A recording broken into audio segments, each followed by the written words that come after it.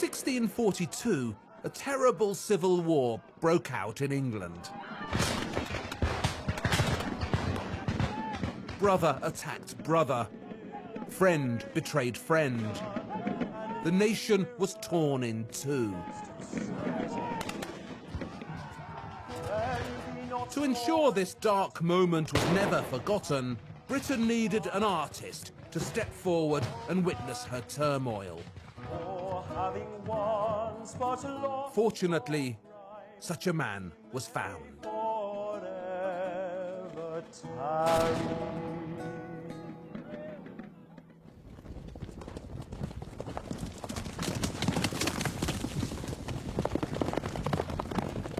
History doesn't often feel graspable, does it?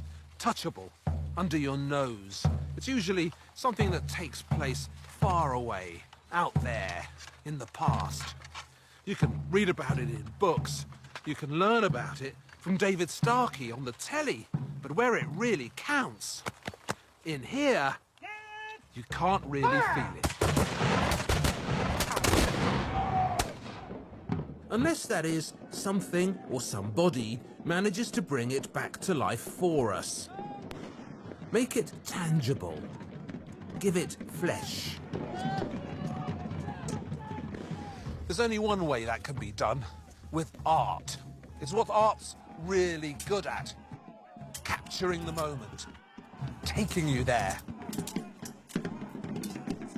If an artist is eloquent enough and talented enough, then even an event as chaotic and unruly as the English Civil War can be brought back to life and felt again.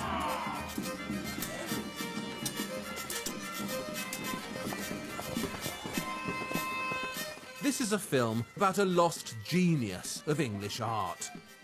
A painter of deep and real talent. Who was there and who put a face to a particularly traumatic moment in our history.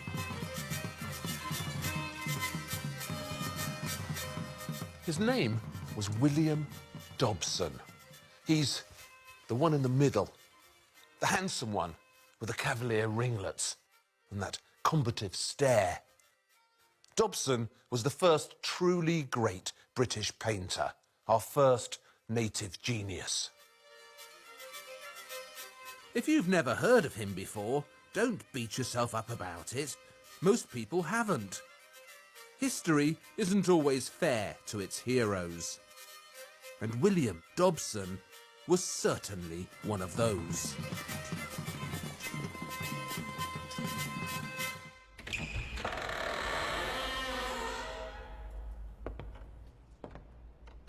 Dobson had an exciting life to go with his exciting talent. It was short and fateful, because these were not relaxing times. Dobson was born in London in 1611 and baptised in this fine city church, St Andrew's, Holborn, on March the 4th. The register of his birth has survived. It's one of just half a dozen documents of the times that bear his name.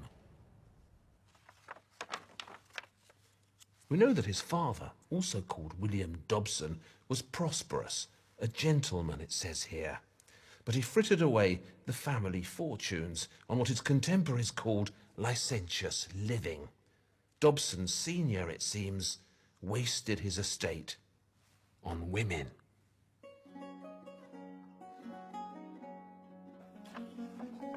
And you know what they say about the sins of the father, how they're visited again upon the son. Well, that certainly seems to have been true in this case. Our William Dobson, the first great English painter, would also gain a reputation for loose living. We don't know exactly what went wrong with the Dobson family fortunes, but something did. And in around 1625, Dobson Jr. was forced to start making his own living. So he decided to become something rather ungentlemanly and un-English. He decided to become a painter.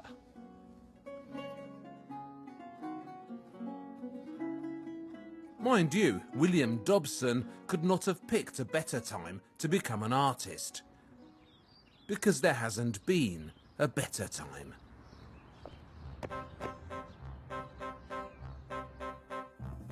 The English king, Charles I, was an unusually cultured monarch.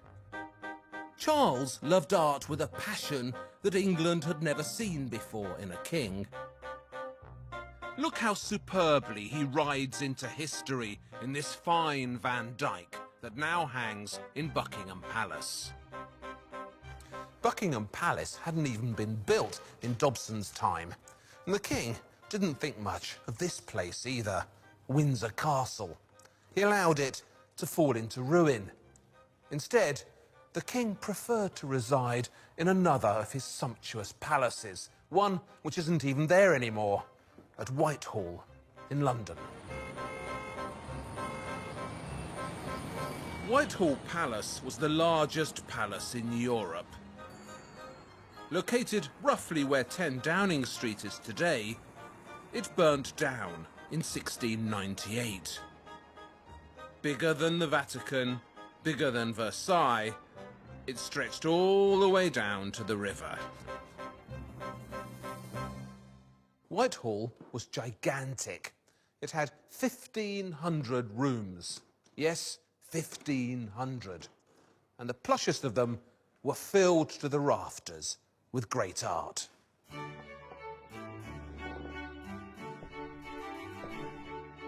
If you think Windsor Castle looks impressive today, you should have seen Whitehall Palace in around 1630, when William Dobson must first have encountered it. All these mantegnas were in Charles's collection, 9 of them.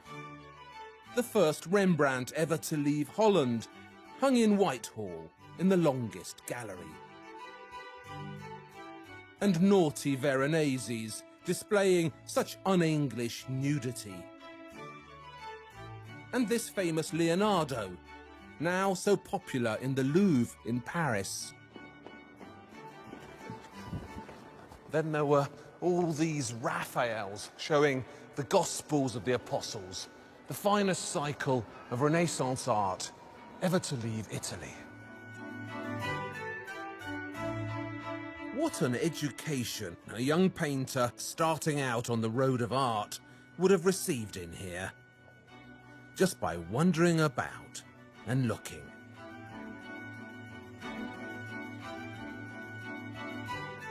Dobson must have done more than that. Somehow he got the opportunity to study the royal collection in depth.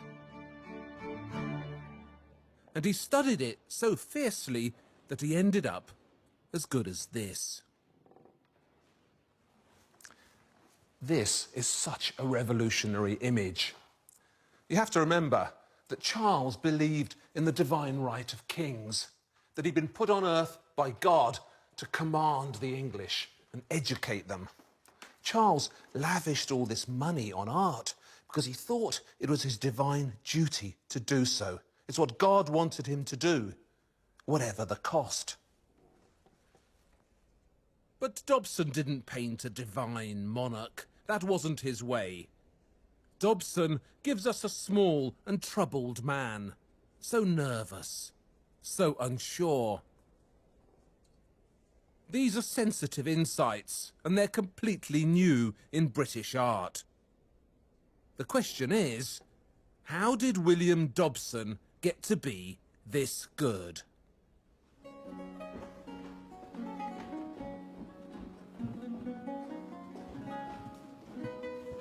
Not knowing the exact details of Dobson's apprenticeship is very annoying. I've stomped through the stately homes of Britain, but the information just isn't there.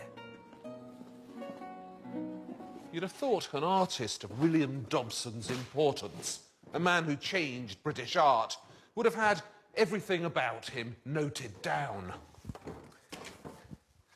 But these are turbulent times he was living through. And when history swallowed up William Dobson, it swallowed up his past as well. One exciting story about him is that he worked for the Royal Tapestry Works at Mortlake in London and was somehow involved with the design of these stunning hangings.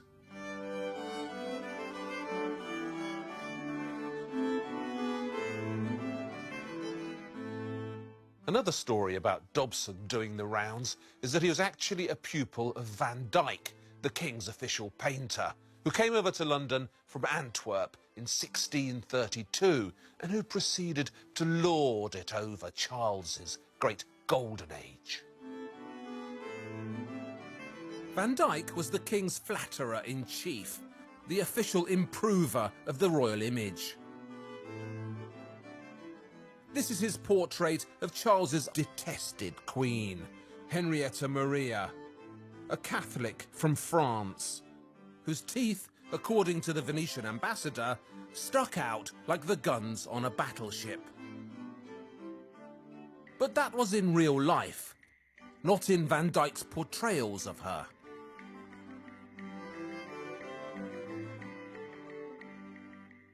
But if Dobson really was Van Dyck's pupil, he was headstrong enough to see things very differently and become his own man. For one thing, Dobson could not or would not flatter. He just couldn't do it. Instead, his art makes a beeline for character and truth, for plainness, bluffness, and even ugliness.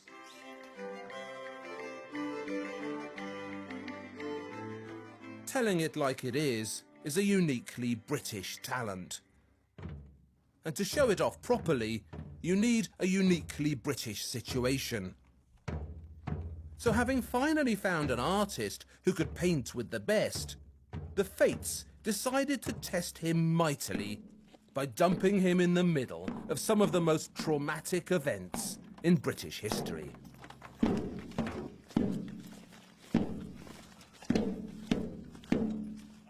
There are many complicated reasons why, in 1642, a savage civil war broke out in England. Why Parliament took on the King, Royalist took on Roundhead, and Cavalier took on Puritan. In 1642, I knew what I had to do. Leave my home and family too, and fight for good old Charlie.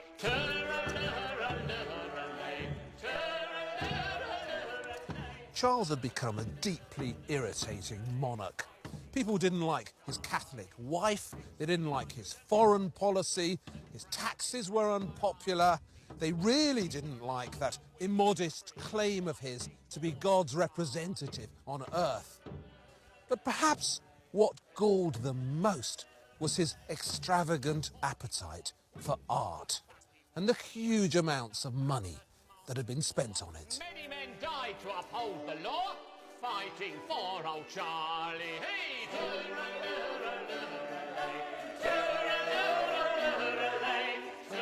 Art was an affront to Puritan thinking.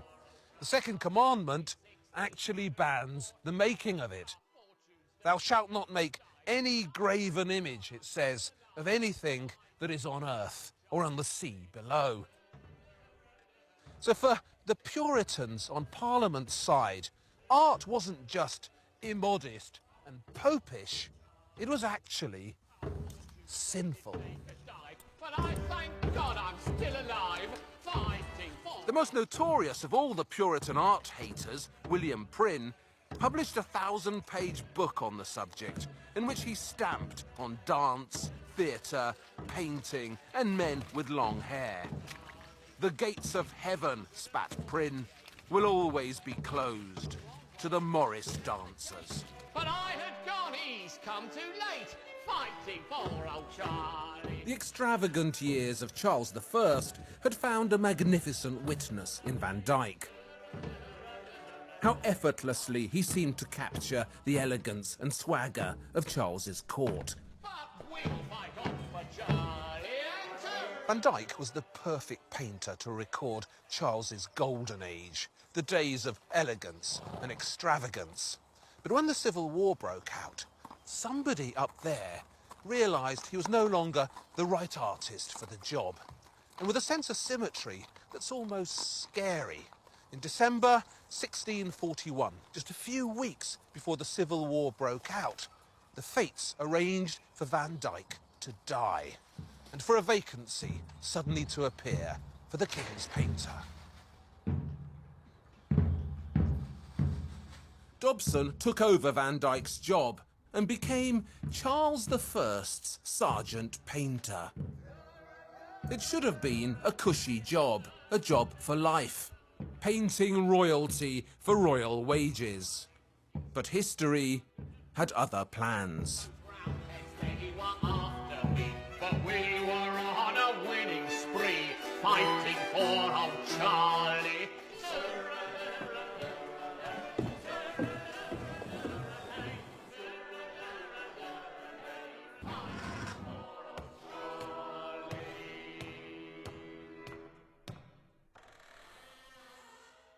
The first pitched battle of the Civil War was fought here, at Edge Hill, on the 23rd of October, 1642, a Sunday.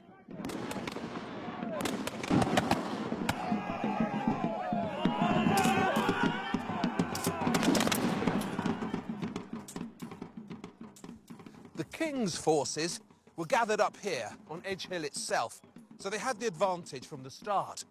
The cavalry, commanded by the King's dashing nephew, Prince Rupert, charged down on the parliamentarians coming in from over there, the southwest, and sent them scattering.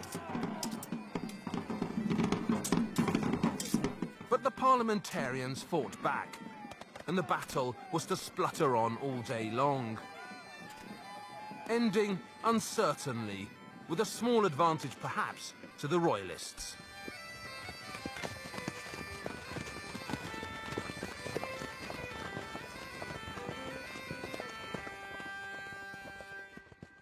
Charles's eldest son, the Prince of Wales, the future Charles II, was at Edge Hill with his father.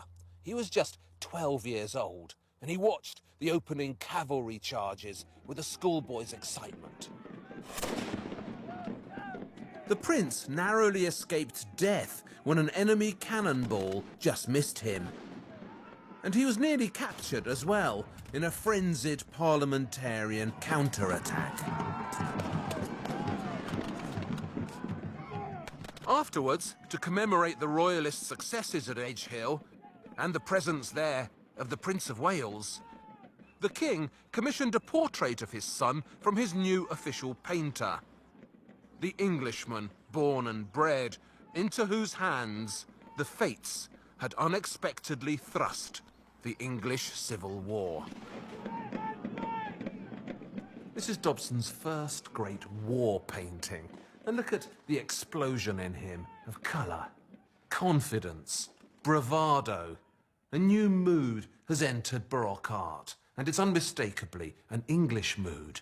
Direct, foursquare, in your face.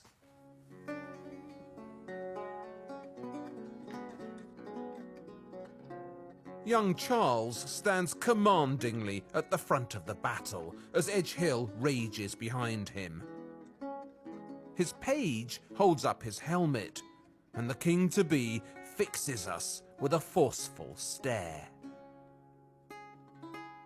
But this isn't just a portrait, it's a picture loaded with symbolic meaning, packed with it.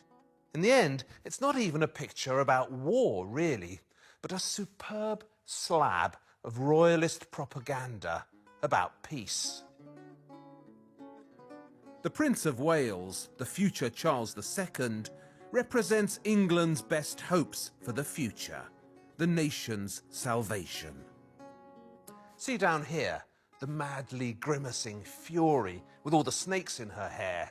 She represents the strife and chaos in the land. But look how firmly Charles commands her to stay. He's like a man ordering a dog to sit.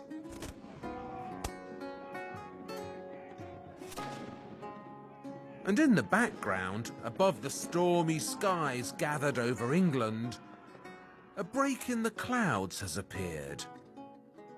The storm is abating. Peace is at hand.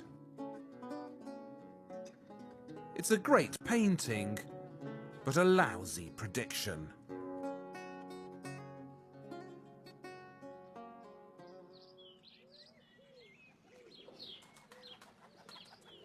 Parliament was in control of London, so the king needed a new base. He chose Oxford. It was excellently located, easy to guard, and all those rich colleges could be handily transformed into makeshift palaces. So for the next 4 years of the war, this was to be home for the king and his court, including the new royal painter, William Dobson. Dobson's job was to paint the king and all the other court worthies who turned up in Oxford. He was, if you like, artist in residence to the royalist cause. He painted the king's diplomats come hither to serve their monarch, the haughty administrators working in the king's ramshackle new court, a ship's captain who'd lost his boat, a musician who'd lost his joy, poets, princes, and family supporters. But above all, Dobson painted the soldiers coming in from battle, the royalist heroes, the fighters, the cavaliers. Is this a picture that means something special to you? This is one of the portraits that I remember from childhood. I mean, for the very unartistic reason that the man in it has a very long neck. And I remember being intrigued as a child by, was that real or was that artistic license?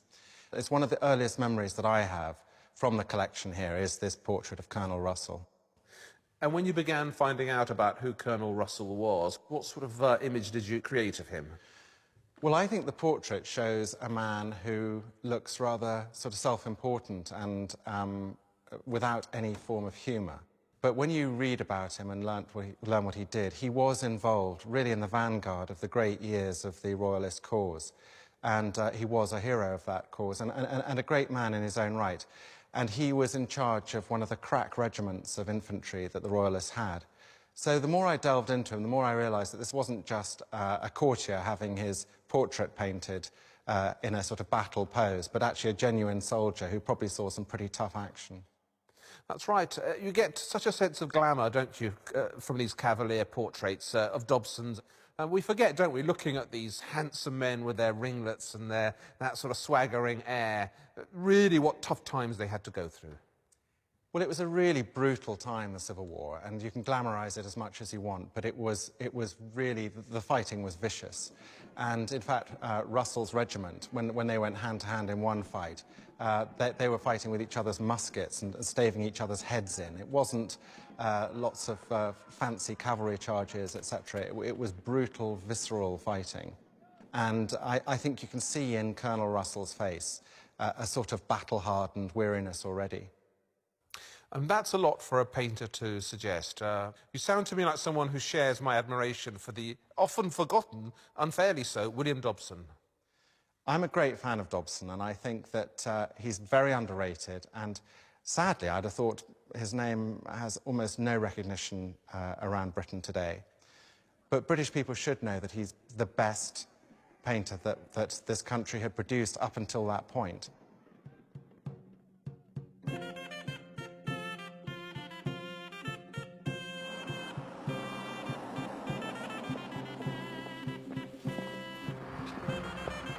The King lives here at Christ Church, Oxford's poshest college. Good morning. Good morning.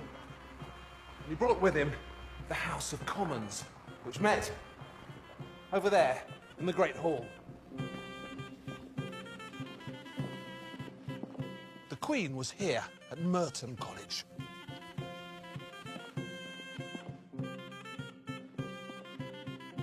She took over all these rooms here, and they're now called the Queen's Rooms.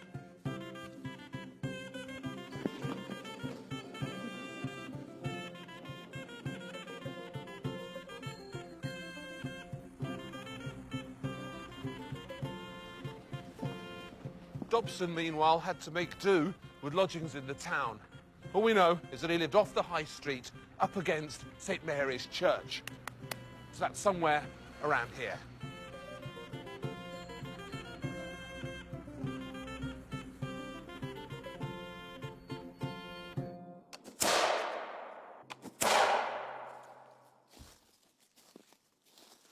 Dispersed pleasantly about Oxford, the strangers, as the king and his court were called, tried at first to pretend that all was well in the land. In modern parlance, they were in denial. And this chap in particular, Endymion Porter, seemed determined to prove that nothing of significance had changed. Porter was a pampered courtier, a royal favourite. Before the Civil War, he'd been one of the king's main art buyers, a friend of artists and poets.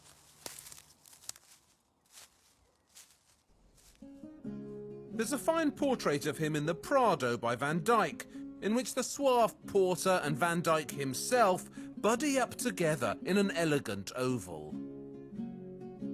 Porter saw himself as the king's Maecenas, a fixer and tastemaker.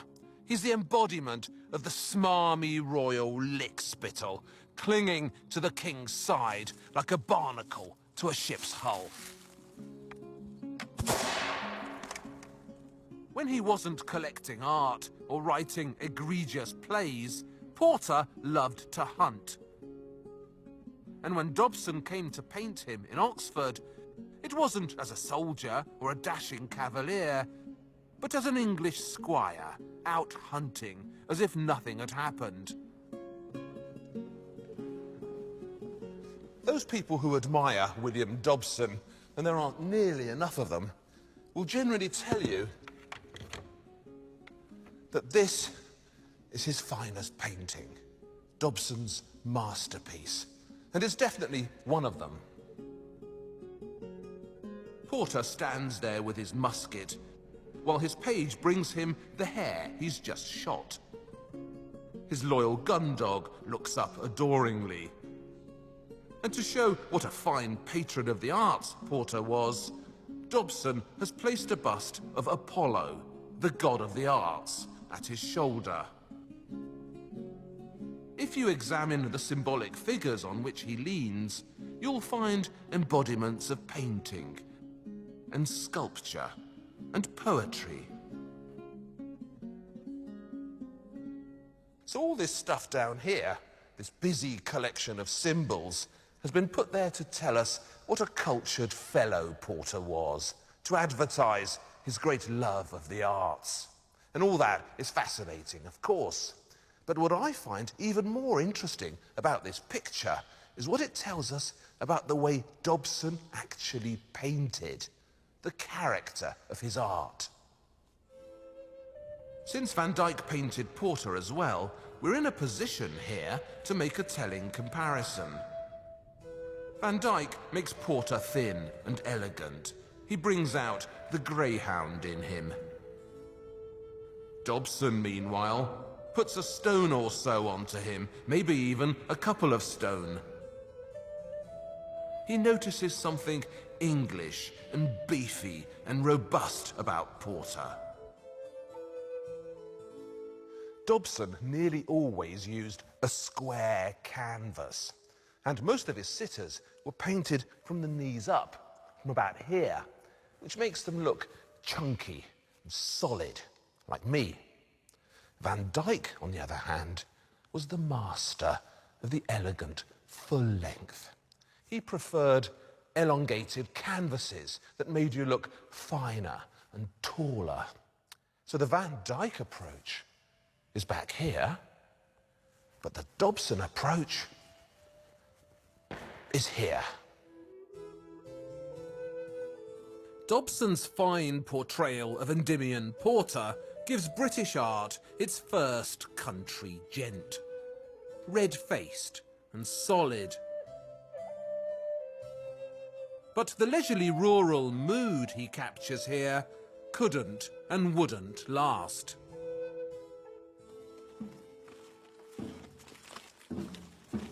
Back at the front line of the Civil War, reality had returned from the hunt.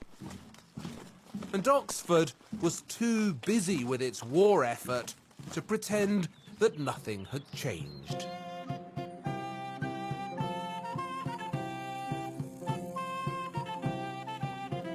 All Souls was where the arsenal was, where they kept the muskets and pistols and pikes.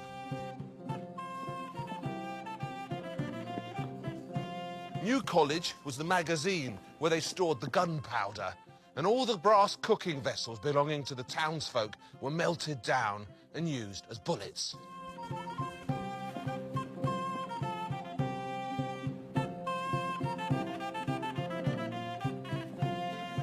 Armies need uniforms, so the schools of astronomy and music were taken over by tailors, busily sewing buff coats and tunics.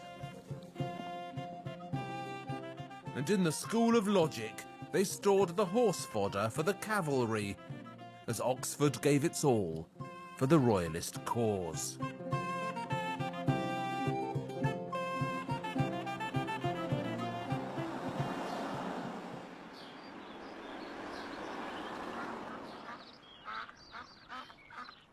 Someone once said, the weak only repent, meaning only weak people say sorry.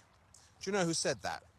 It was Byron, Lord Byron, the poet. Now, Byron was actually the 6th Baron Byron, so he would have known something about a notorious ancestor of his. The 1st Baron Byron, John Byron, the man they called Bloody Byron. Byron was one of Charles's most loyal supporters. He fought bravely for the king at Edge Hill, Marston Moor, Nantwich, and here too at Burford on the 1st of January, 1643. Byron was in command of a small royalist garrison of 14 men when 2,000 parliamentarians from Cirencester launched a surprise attack. The 14 royalists defended the town fiercely and beat back the 2,000 rebels.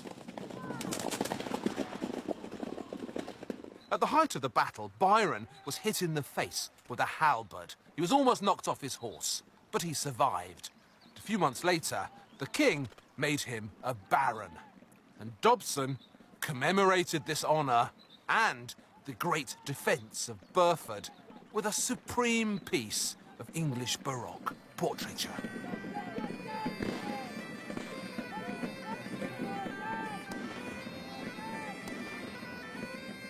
We're in the presence of such a haughty warrior. A black page brings him his horse, while Byron himself points to the background, where the scene of his bravery at Burford is reenacted.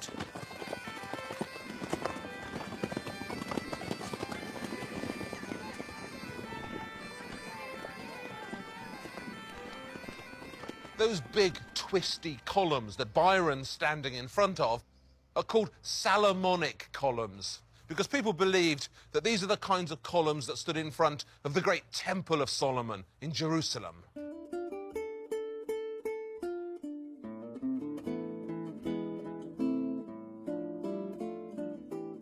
They were popularised in England by Raphael in those superb tapestry designs in the Royal Collection.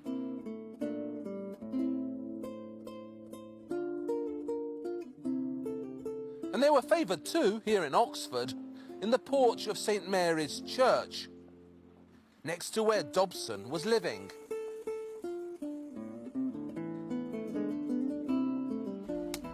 These Solomonic columns had a big symbolic meaning. They embodied Solomon's famous wisdom and steadfastness, which is why Dobson put them in the backgrounds of several of his best pictures, to represent the wisdom and steadfastness of the king's men.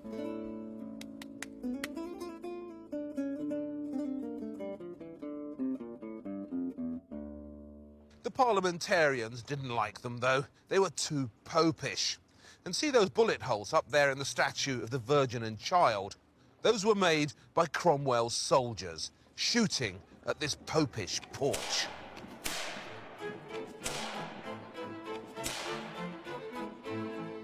The parliamentarians didn't like Byron either.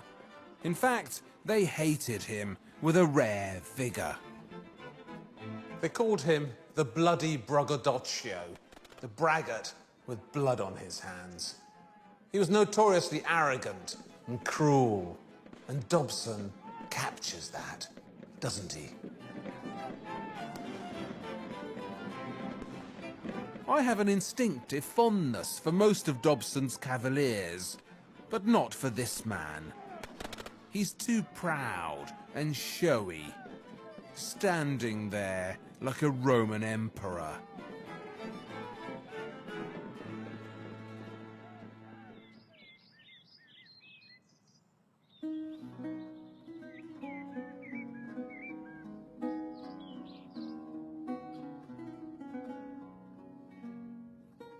Dobson's pictures tell us so much about the people who are here. He really brings them to life. But what about Dobson himself? What was he like? And what sort of life did he lead?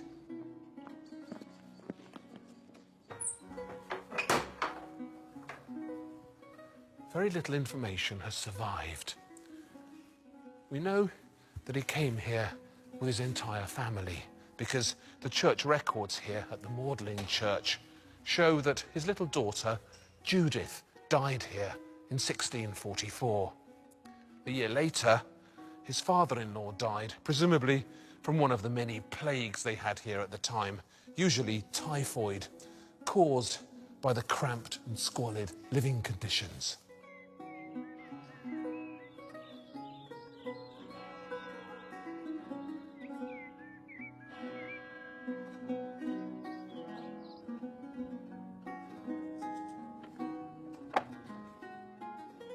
We know when he got married, because the wedding records have survived. And we also know what his wife looked like, because he painted her.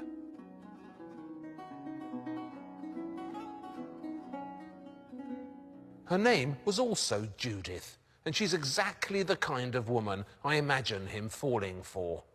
Bold, brassy, and magnificently bosomy. Judith Dobson would look good in a tavern, wouldn't she? She's the first such wench in British art. And her descendants are still pulling pints today in the Rover's Return and the Queen Vic. Dobson himself had what they call an irregular lifestyle. He was certainly bad with money, probably liked to drink, and seemed to have enjoyed some bad company. As for his looks, well, there we don't need to speculate, because he's left us a dramatic and swaggering self-portrait. I think it's my favourite self-portrait in the whole of British art. It hangs at Alnwick Castle in far-off Northumberland, surrounded by great Van Dycks and dramatic Canalettos. But when I come to Alnwick, what I head for is this. Before Dobson appeared, British painters didn't generally do self-portraits. Their task was to paint others, not themselves, and they certainly didn't consider themselves to be artistic heroes. That would have seemed un-English, immodest, and perhaps even a touch popish, but not to William Dobson. See those cascading ringlets, that unwavering gaze, with its delightfully British soupçon of nervousness. He rates himself, doesn't he? And strikes me as the type of chap who checks himself in the mirror.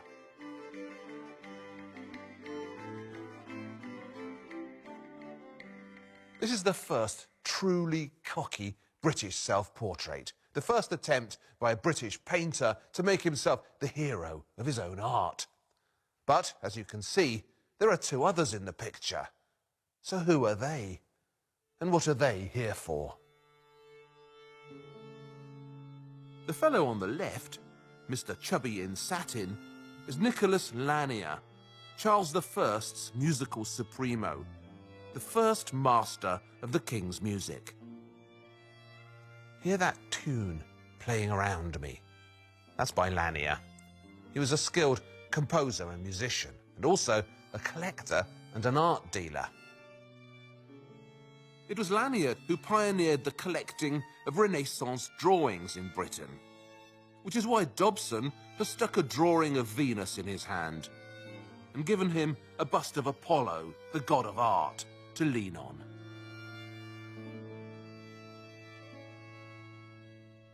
The other fellow, the thin one, is Sir Charles Cotterell, who was Master of Ceremonies for the King in Oxford, a friend and supporter of Dobson's.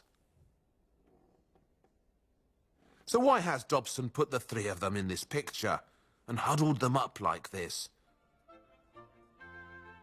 The answer lies in this sumptuous painting by Veronese that's now in the Frick collection in New York, but which once hung in Britain in the palace of the Earl of Arundel, where Dobson must have seen it. The Veronese depicts a popular Baroque subject, the choice of Hercules.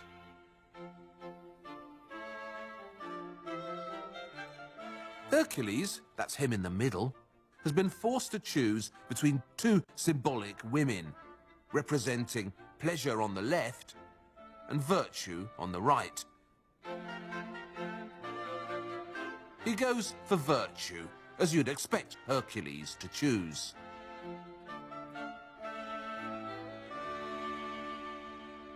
So Dobson has adapted Veronese's pose, swapped the women for men, and turned it into this supremely cocky piece of self-promotion. There he is in the middle, the hero, the Hercules of Oxford, loyal to his king, loyal to his country, and choosing virtue, represented by the lean Sir Charles Cotterell in black, over pleasure, represented by the plump Nicholas Lanier, with his double chin and his rich and expensive satin suit.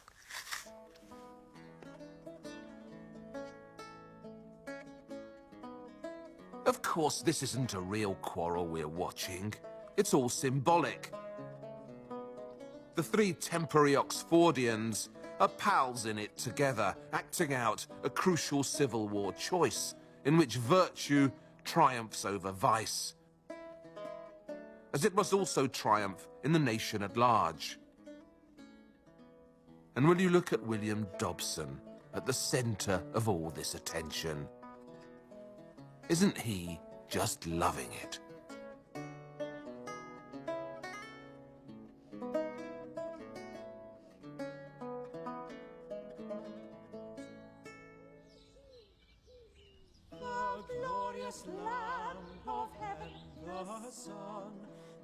Music played a crucial role in the Oxford court.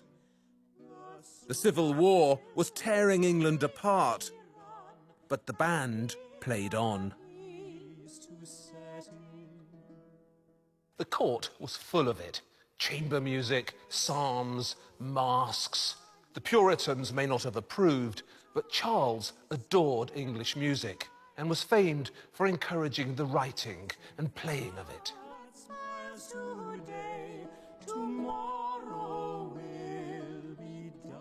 So when the court came to Oxford, the royal music came with it and did what it could to raise everyone's spirits. We have very little information about who was in Oxford playing what, which is why a particularly mysterious Oxford painting by Dobson has remained one of the biggest puzzles in his career.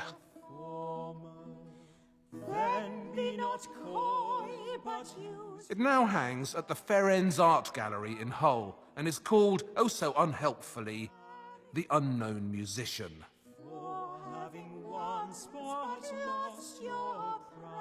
See the symbolic embodiments of music gathered in typical Dobson fashion at the back of the picture. A singing goddess. And, if you look carefully, the fragmentary remains of a shadowy lute player. Who is this dark and sober figure in black, this particularly mysterious musical cavalier? The answer began winking at me several years ago, back in 2002, when a hitherto obscure English composer called William Laws was plucked out of the ether and dangled tantalizingly before us. 2002 was the 400th anniversary of Laws's birth. Records were issued, articles written, and portraits dug up, including this one of the very young William Laws that's been in the music school at Oxford since the 17th century. William Laws and his more famous older brother, Henry Laws, spent almost all of their careers working for Charles I as court musicians and composers. Young William Laws, a lute player, was a particular favourite of the king's, and I'm now pretty certain that the unknown musician in Hull is a portrait of him when he wasn't so young anymore. Some of Laws's finest music was written for the church. And this sad English tune, Gather Ye Rosebuds, is his most famous lyrical setting. It's soppy, I know, but heartbreakingly lovely. William Laws fought for the king on the battlefield as well as in his songbook. And in 1645, just a few months after this was painted, he was killed at Chester, upholding the royalist cause. The king was devastated and was said to have mourned him so fiercely when he died. He called William Laws the father of music.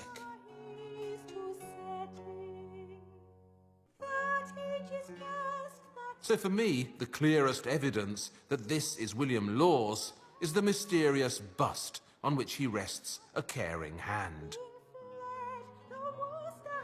Do you recognise him? It's the king himself, Charles, lightly disguised as a classical god, seen from the side and crowned with laurel. A particularly loyal musician is swearing his allegiance to a particularly musical monarch, in a painting which, like so much of Dobson's Oxford work, brings an unexpectedly personal touch to this huge historic moment.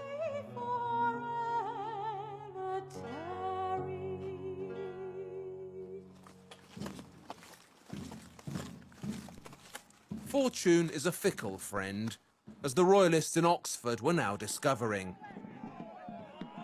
In the Cavalier skies, storms were gathering.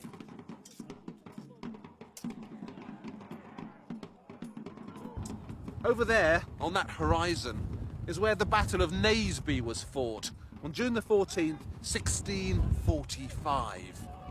Naseby was a disaster for the royalists. Outnumbered, outfought, they were comprehensively routed. 1,000 killed, 5,000 captured. In just 3 hours of fierce morning combat, the hopes of the Cavaliers were crushed. For Dobson too, the end game was at hand. You can actually see his art changing. Its mood darkening, the canvases growing smaller, scratchier, gloomier.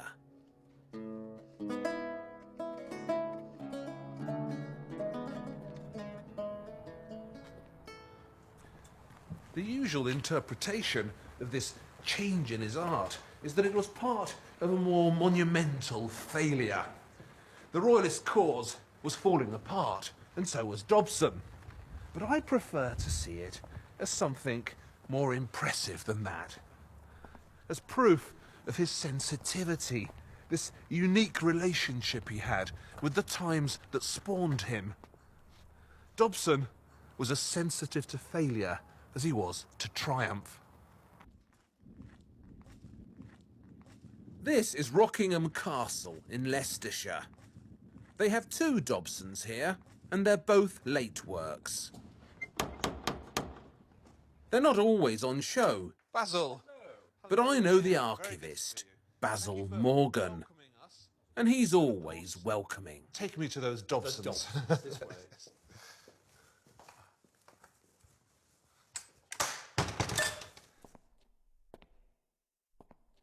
So where are we exactly in the house now? I found it quite confusing getting around it. Well, the actual Dobsons are in the Salving Wing, put on in the mid-19th century.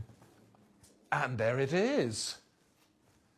One of the last Dobsons painted, his celebrated portrait of Lewis Watson, First Lord Rockingham. Now, what can you tell us about Lewis Watson, Basil? Well, he'd been a courtier under James I and Charles I in his younger days. And when the Civil War came up in 1642, he was very lukewarm as far as royalists are concerned. So he wasn't a fervent royalist? He wasn't an active royalist, no. And in 1643, the castle was taken by the local parliamentarian commander. And what is more, the king, who thought he'd been feeble about defending Rockingham, carted him off to Oxford, where he had to plead his case for a couple of years to be let off punishment, basically. So this castle, Rockingham Castle, was taken over by the parliamentarians during the Civil War? In 1643, yes. Right, and Watson himself, he was here at that time? Or? He was, no, he was imprisoned. He was captured by the royalists, funny enough, who thought he'd been feeble about letting this place go. So, of course, you're very lucky here because not only do you have this superb late portrait by Dobson, but you have another one as well. You have the picture of his wife, of Lewis Watson's wife. Yes.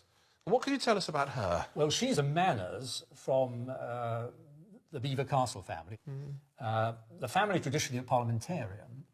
So she came from a parliamentarian family? She came from a parliamentarian family. And so one of the charges against him was that she had actually led Lord Grey in by the hand when the castle was captured by Parliament. So let's get this right. You're saying that when the parliamentarians surrounded the castle, not only did the Watsons not put up a fight, but that Lady Watson actually led them in by the hand. That was the charge, yes.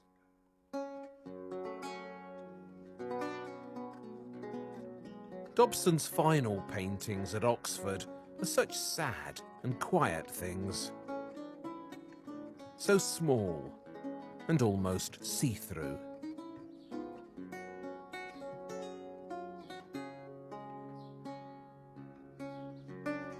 The fact is, he was running out of materials.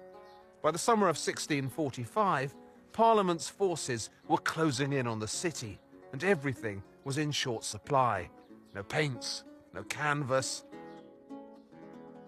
The mood in Oxford had grown gloomier too. Even the most stubborn royalist was having to accept they were losing the war. This forlorn portrait of the king was painted round about now. The royal confidence has drained away. And the spirit of the times, as always with Dobson, seems to guide the painter's hand.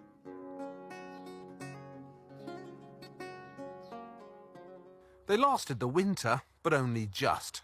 And after months of hesitation, the king finally sneaked out of Oxford in the small hours of April the 27th, 1646, disguised as a servant. A few weeks later, the city fell to the parliamentarians. And those royalist supporters who remained, among them William Dobson, slipped discreetly out of Oxford and returned home.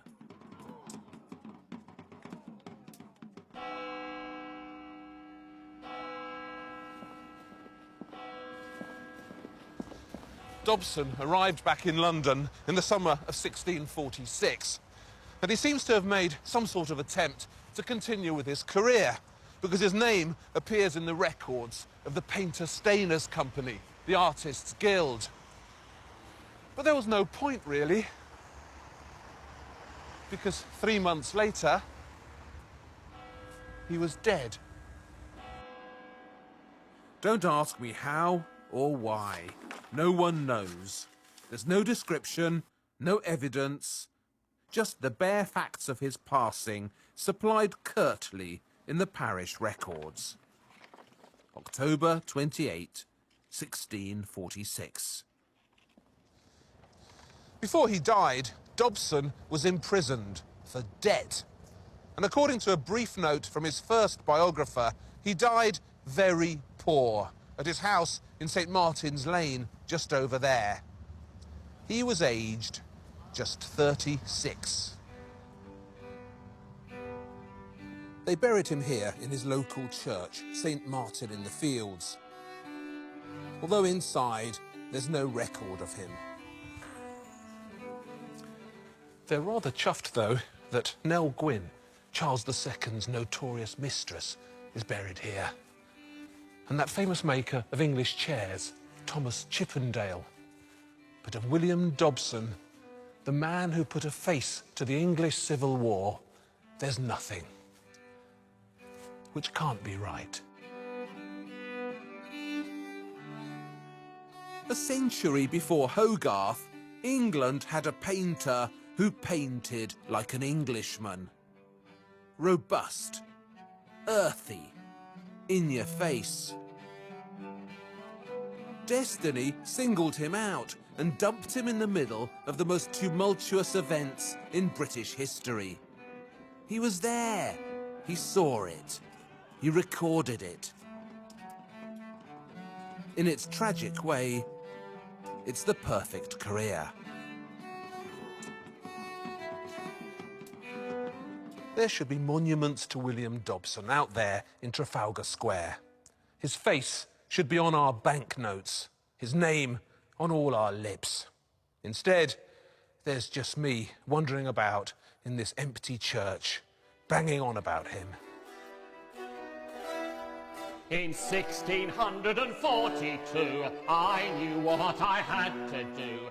But hang on, that's wrong. Of course there's more than that.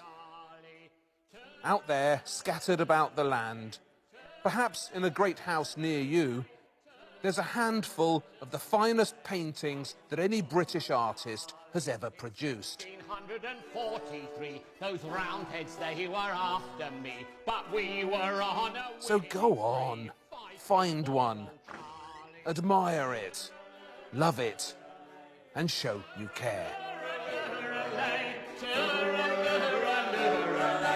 Fighting for old Charlie. In 1644, we fought a battle at Mastermore. Many men died to uphold the law, fighting for old Charlie.